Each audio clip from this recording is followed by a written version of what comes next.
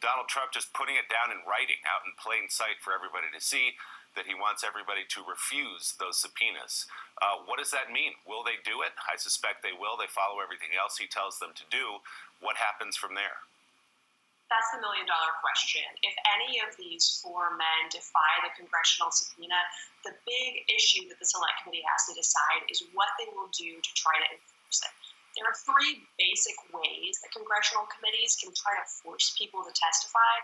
The first is the one that's most common. It involves just going to court using civil tools. That can take forever. It can take years to get testimony that way.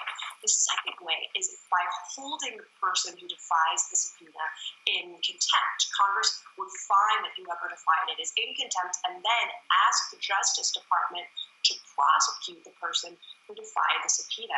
And it's clear that members of the Select Committee are seriously considering going that route.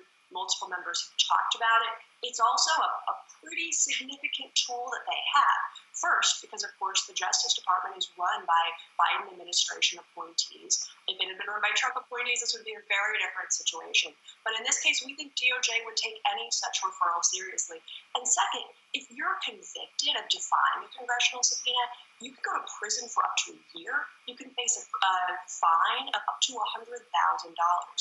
That's pretty meaningful. The third route that they have, I'd be very surprised if they use this route, but Congressman J.B. Raskin, who's a constitutional law professor and a member of the Select Committee, has specifically mentioned it. The third tool they have is called inherent contempt.